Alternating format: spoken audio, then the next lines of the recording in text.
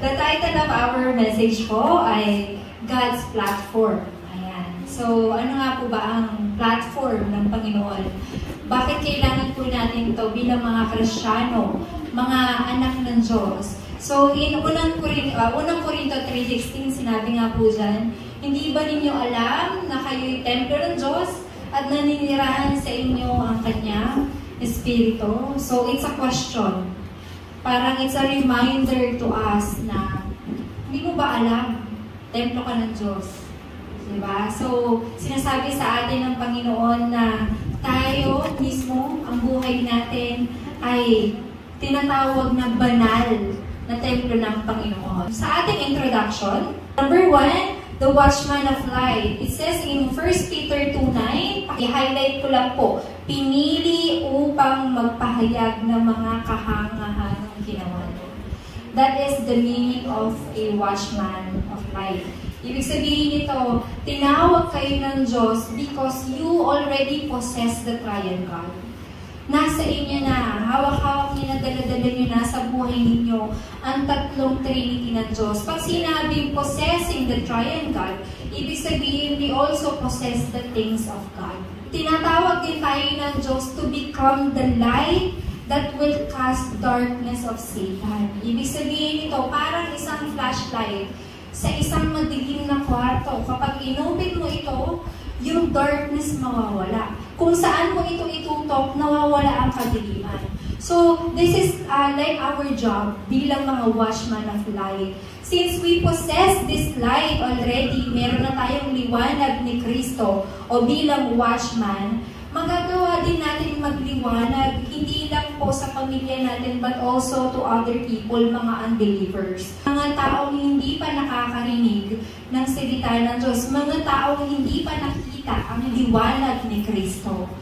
Ginagamit na tayo ng Panginoon yung buhay natin, yung talento natin, yung ating buhay, para sa kalayunin ng Panginoon. Kanina, habang nagpipraise tayo, talagang nalilift yung spirit ko kasi nakikita ko kung paano nagkakaroon ng spiritual growth yung ating mga remnants na umaawit dito. Bilang mga watchman, meron din tayong tinatawag na mga mission ng mga watchman. Ano po kaya itong mission na to? It says in Isaiah 62, verse 6 hanggang 7, yung mission natin bilang mga watchman ay hindi natin pagpahingahin ng Panginoon.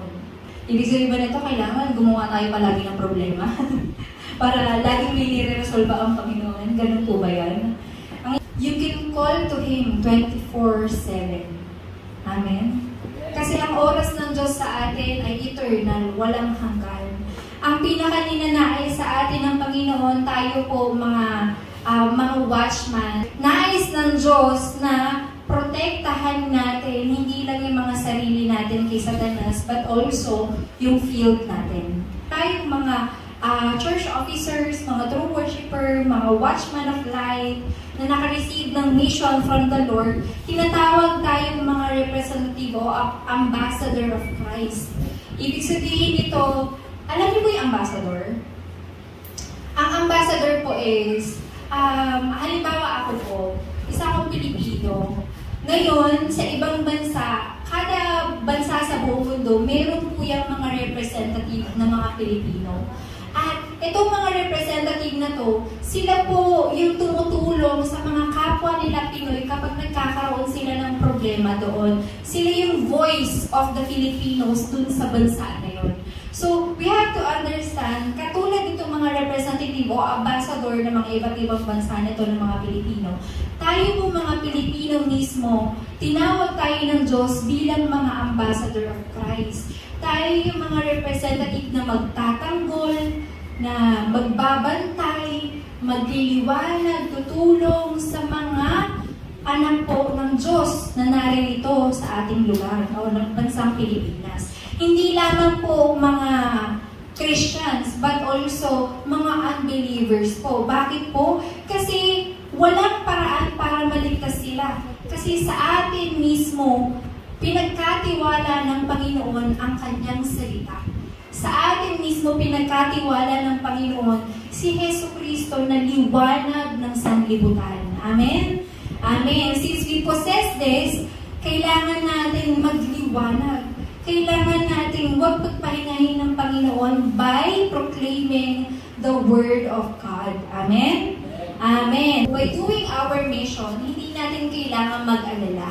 Because God Himself said na siya ang tagapaglikha.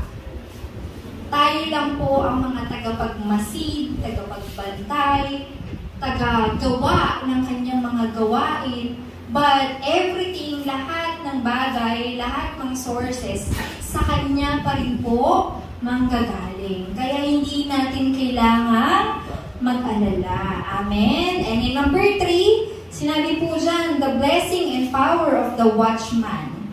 The blessing and power of the throne. So, ano po ba yung pagpapala na nagkaroon po tayo bilang mga watchman? So, sinabi po sa Acts 1:8, you will receive power when the Holy Spirit comes on you.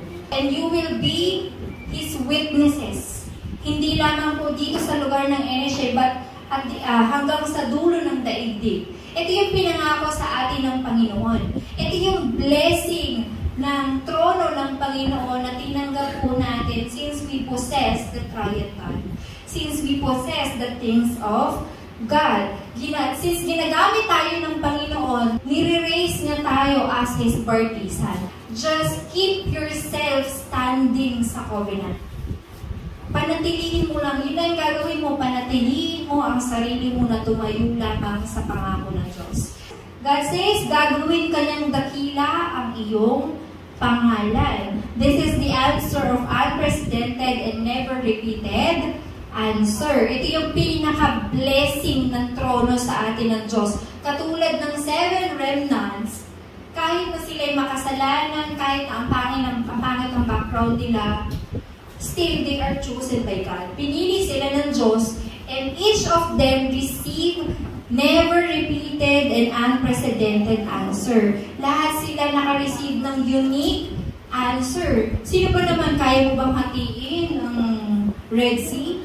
Katulad ni Daniel na pumasok sa sa kulungan ng mga leon. Tayo ba pag pumasok tayo sa kulungan ng leon, buhay pa kaya tayo?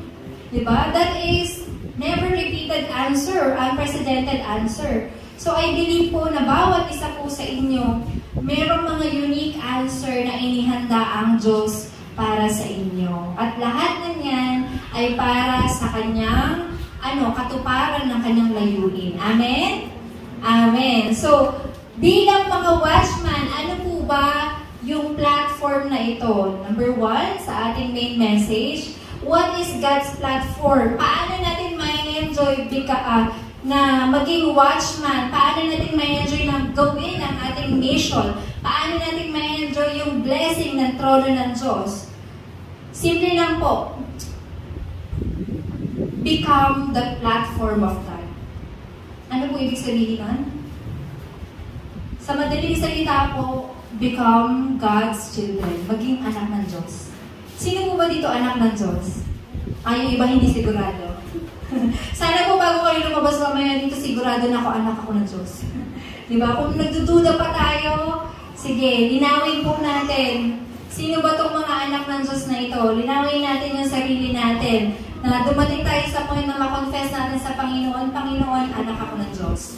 Diba? Sinabi po sa John 1:12, kung sino man po ang tumanggap at sumampalataya kay Jesucristo ay binibigay niya ng karapatang maging anak ng Diyos. Ang question po, do you believe in Jesus Christ? Amen. Do you accept Jesus Christ as your Savior? Amen. Amen. Then you are a child of God. Amen. Amen po.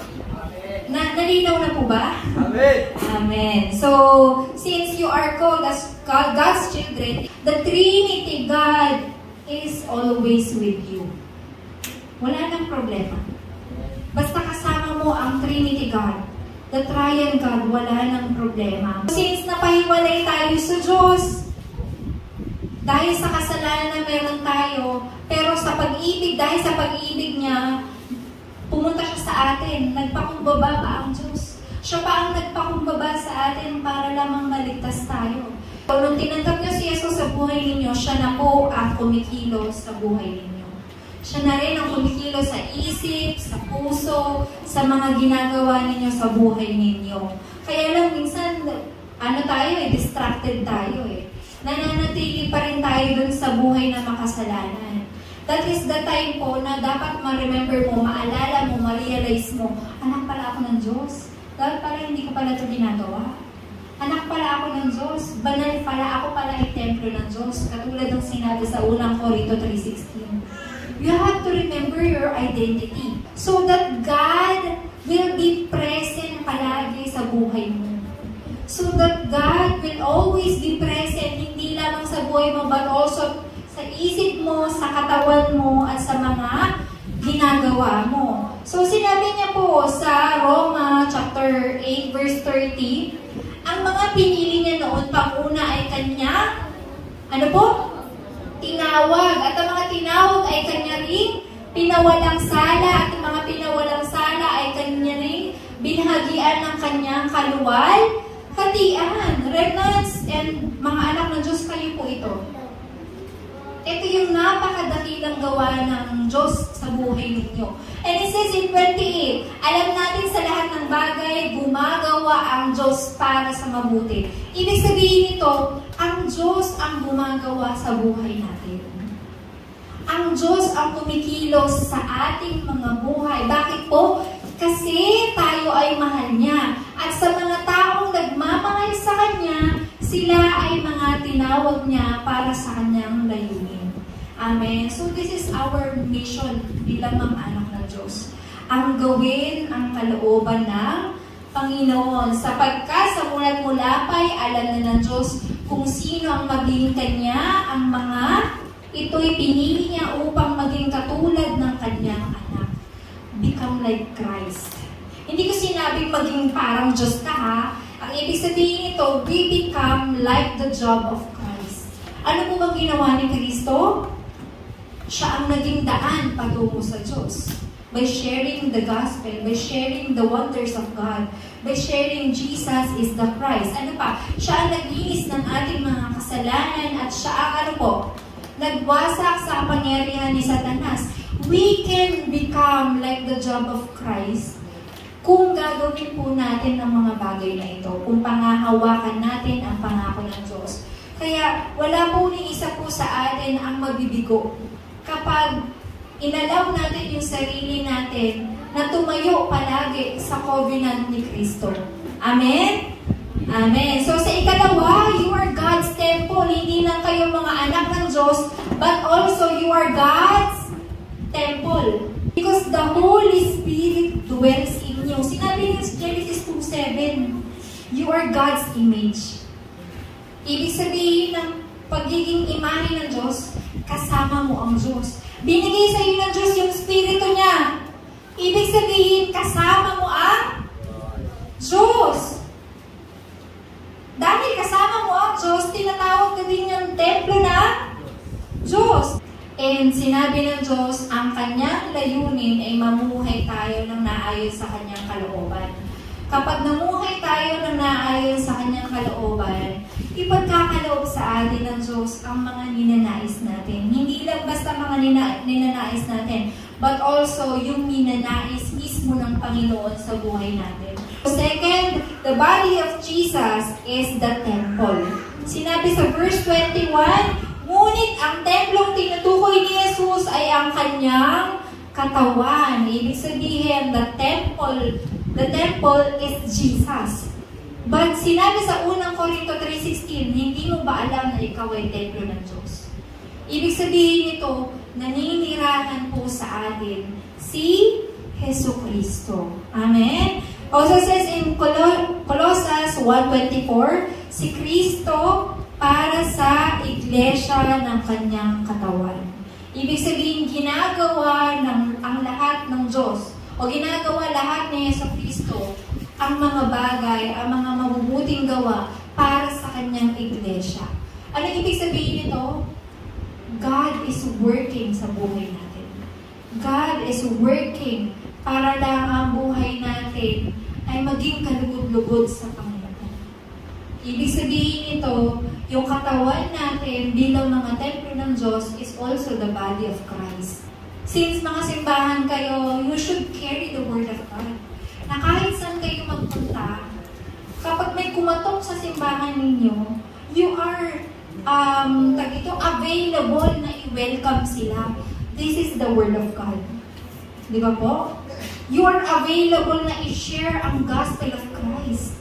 So, ito yung ibig sabihin na tayo ay mga templo na Diyos. And number 3, bilang result, as we possess the Gospel, as we possess the Jesus Christ and the Holy Spirit, the Triune God, itong 3 courtyards na layunin po ng ating simbahan o ginagampanan ng ating simbahan, ito po ay mag-a-appear na lamang po sa buhay natin.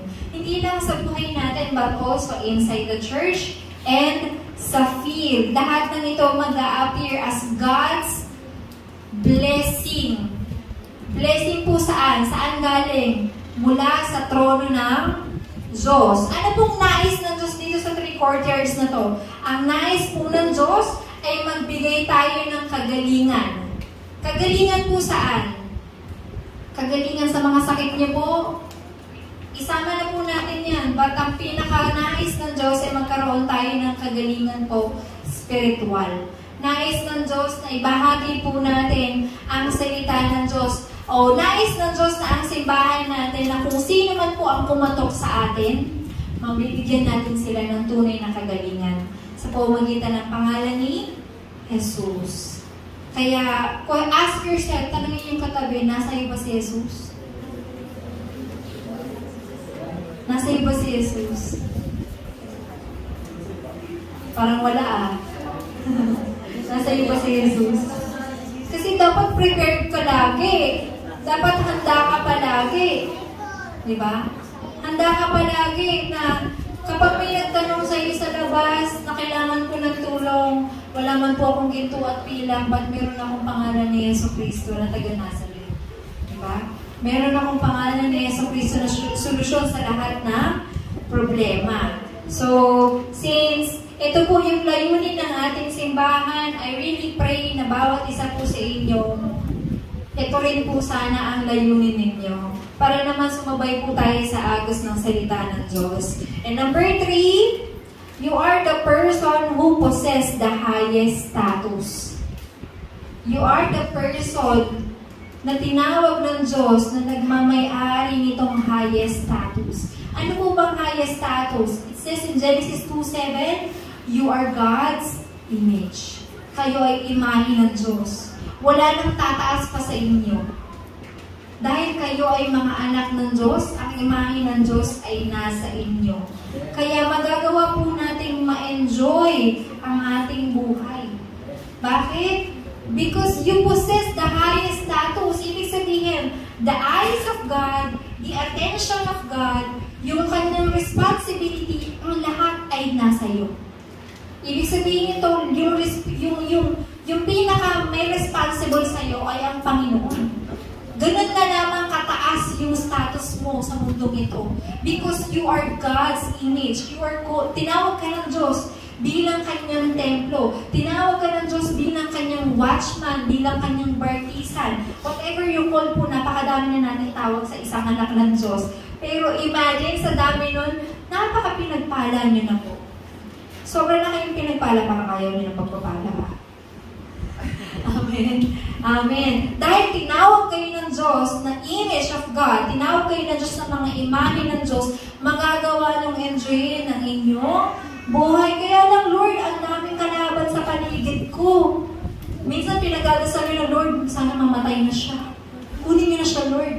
Diba? May mga ganun tayong panalangin. Minsan, Lord, pagod na ako, hindi ko na kaya.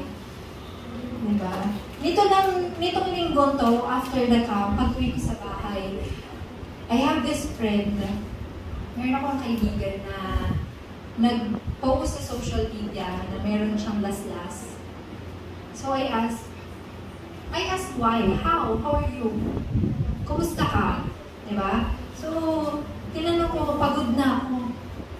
Tapos, hindi na siya nag-reply, binura niya yung message. Kinabukasan, bigla siya nag-send ng message sa akin. Pasensya ka na, napagod lang ako. Pero okay na ako. Diba? But, hindi lang siya ang nakaranas nun. Maraming mga tao ang gumagawa nito. Dahil lang napagod ka. Sa saglit na oras na yun, napagod ka, sinaktan mo yung sarili mo, nagkaroon ka ng pagkakasala sa Diyos. And then the next day, nagsisisi ka, bakit mo ginawa yun? Diba? If you possess yung words na lumalabas sa bibig mo, therefore, ikaw yun. Diba? Pag sinabi mong pagod ka na, lahat na ng negativity talaga papasok sa'yo. Lahat na ng pwede mong maisip, gagawin mo talaga. Pag sinabi mong hindi ko na kaya, baka hindi na tayo talaga magkita. Diba? Kasi whatever, ano ba tawag dito? The words that you sow are the seeds to your future. Ibig sabihin po nito, kung ano man po yung mga lumalabas sa bibig nyo ngayon, yun kayo in the future. Pag sinabi niyang pagod na ako, talagang nakakaramdam kayo ng pagod. Sabihin niyo nga po, pagod na ako. Pagod na ako. Anong pakiramdam? Nakaka-down, diba? Diba? Pero sinabi ng Diyos dito, you have the highest status. Ikaw ay imahe ng Diyos. Sabihin mo nga po, ako ay anak ng Diyos. Ako ay anak ng Diyos. O, diba? Iba yung power na nararamdaman natin when we proclaim, when we say the word from God. Diba? Pag sinasabi natin yung pangako ng Diyos, nire-remind natin yung sarili natin about the word of God, napuposes natin ito, na-absorb natin ito. But if you say negative things, ang pangit ko, hindi ko na kaya. Tapos nag-scroll ka sa social media, ang ganda niya naman, ang sexy niya naman, ang yaman niya naman, eto ako, tulog na nga lang ako. Tapos pag-gising mo, iiyak ka, ano ba to? Kakapagod, hindi mo na kaya. Diba? Kapag ganito yung routine natin, yun talaga yung na-absorb ng buhay natin. Wala ka na talagang magagawa na kukomatose ka sa negativity. Diba? That is your future. Hanggang sa kinabukasan, puro negative ka na. Your tomorrow is your future. Diba? Kung ngayon pala, pinoposes mo na yung mga negative words, pag kinabukasan, paggising mo, hinarap mo na yung future, wala pa rin nangyari sa'yo. Diba? That is the power of words. But being a child of God na nagpo-possess ng highest status, you have the supreme authority na enjoyin ang buhay mo kasama ang Diyos. Amen? Ibig sabihin nito, you have all the rights na enjoyin ang lahat ng bagay ng Panginoon because you possess it. Amen? Hawak-hawak mo na. Hindi mo lang ine-enjoy. Tama ba? Nasa iyo na. Hindi mo lang nilalasap. Hinihintay na niya mong mapanis. Diba? Paano ma-enjoy ang buhay na binigay sa'yo ng Panginoon if you keep enjoying being yung pagkakaroon ng buhay na makasalanan pa rin. Diba? Sa tingin niyo po ba nalulugod ang Panginoon? Of course not. Diba? So, kailangan po natin magkaroon ng knowledge sa salita ng Diyos kasi the Word of God is the wisdom of God. The Word of God is the strength of God. The Word of God is the one na nagke-create ng lahat ng bagay. Diba? If you are lack of knowledge sa salita ng Diyos, then saan magmumula yung lakas ninyo? Saan nagmumula yung kalakasan ninyo? I have a confession to make po. Kagabi, masama na yung pakiramdam ko. I pray to God, Lord, bigyan mo ko ng strength. So that I can preach the gospel accurately. So I can preach the gospel sa mga members. Tapos kinabukasan, nagkasakit nga po ako ngayon kanina, uminom po ako ng gamot. Nilalagran na ako. Sabi ko, Lord, I pray for strength, pero tinitest mo yung strength ko. Di ba po? That is the power of God. Hindi niya directly ibibigay sa iyo, bibigyan ka niya ng sources of strength.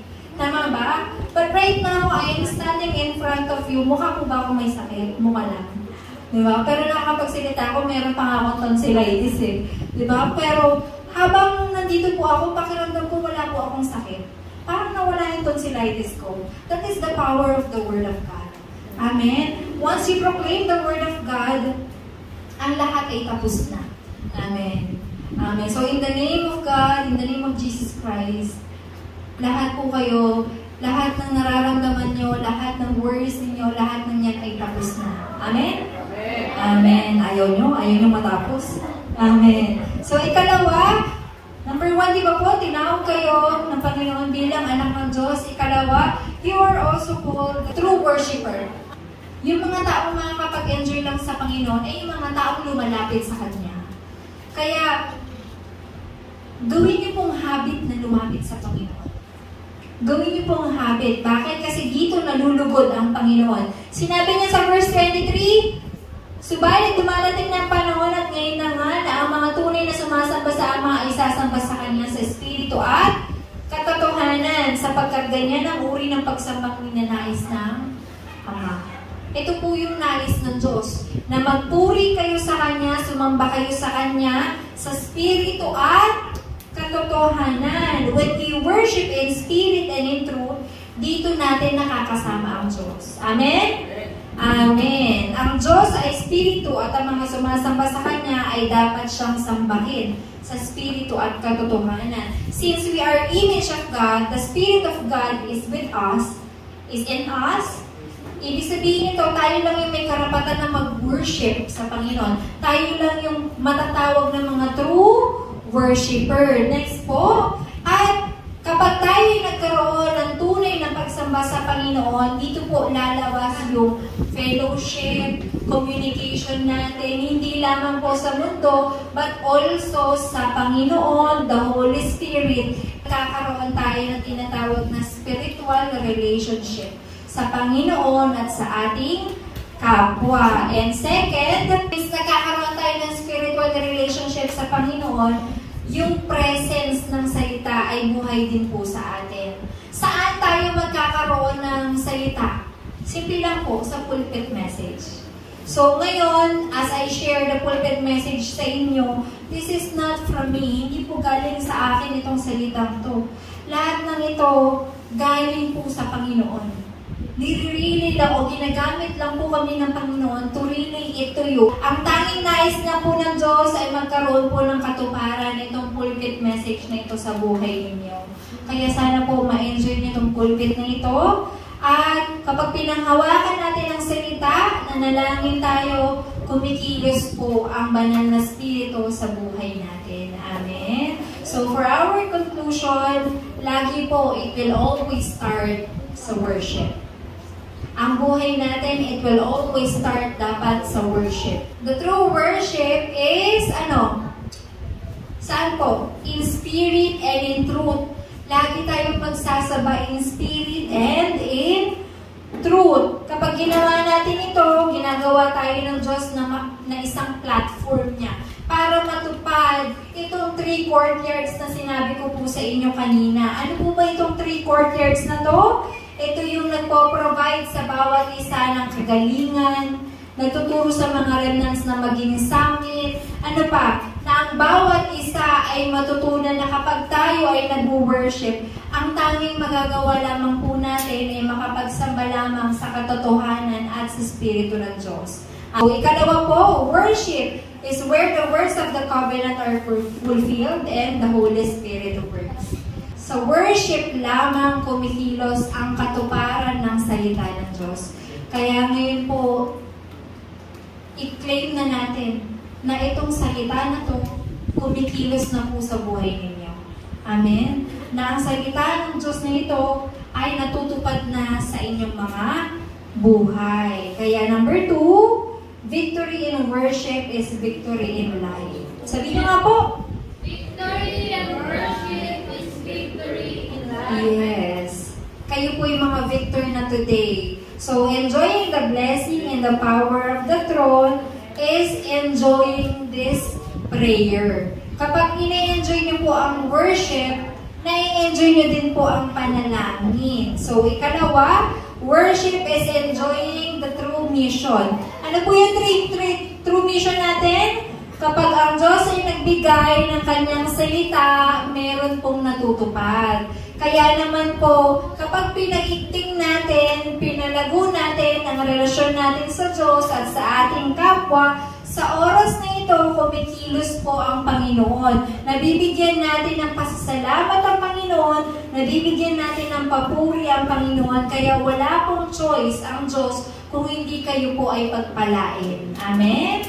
Amen. So, as we have our mission po, itong Mission 237 Healing Summit Evangelization, isa po sa mission ng Panginoon is ma-restore natin yung ating original status and authority. Ano po ito? Yung ating pagiging anak na Diyos. Magagawa lamang natin ito if we restore ourselves in worship. Third, enjoying the power of the three fields. Ano po ito? Yung three courtyards. So, the souls of Gentiles are revived. Ibig sabihin ng Gentiles, mga unbelievers. Magagawa natin i-revive yung mga kaluluwa ng mga hindi mananampalataya. Amen? At na ito, magagawa lamang po natin ito if we worship in truth and in spirit. Amen? Kaya this week po, sana magkaroon kayo patuloy ng victory. Hindi lamang po but sa worship, but also in prayer. Amen? Maraming salamat po. Palakpakan natin ang Diyos.